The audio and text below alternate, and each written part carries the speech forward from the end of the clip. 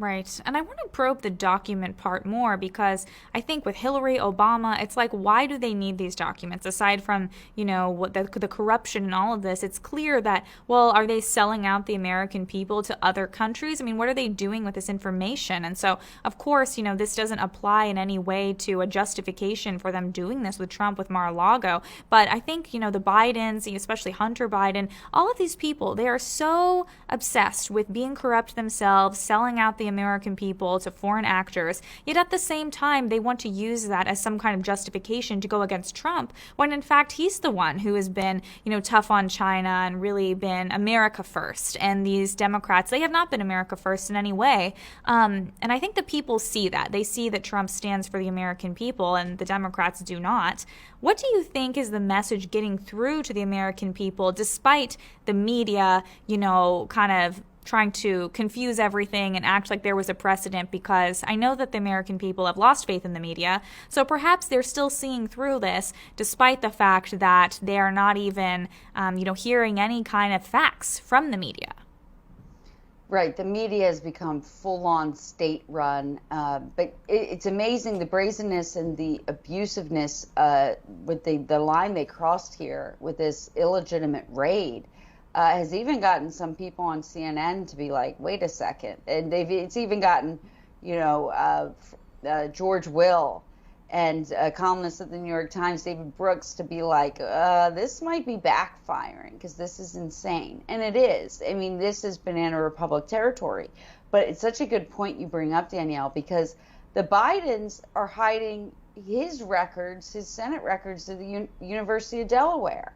The Clintons, God knows, Bill Clinton had audio tapes in a sock drawer.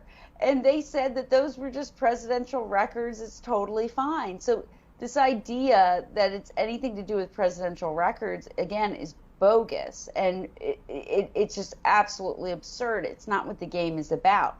The bigger picture is that they are trying to take down this country and trying to keep their power on while it goes down. That's what they're doing. And they're wielding the government against the person who is standing in their way. It's President Trump.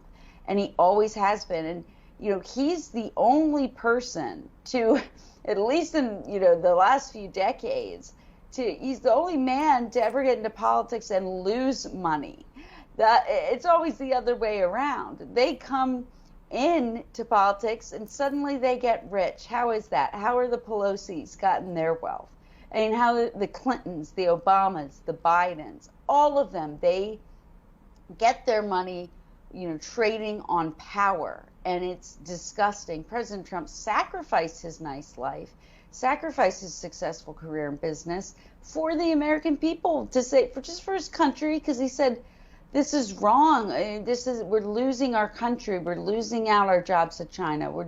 We're not having fair trade. We don't have a border anymore. All those key issues that he ran on, and guess what? Delivered on. And that's why they can't stand him either.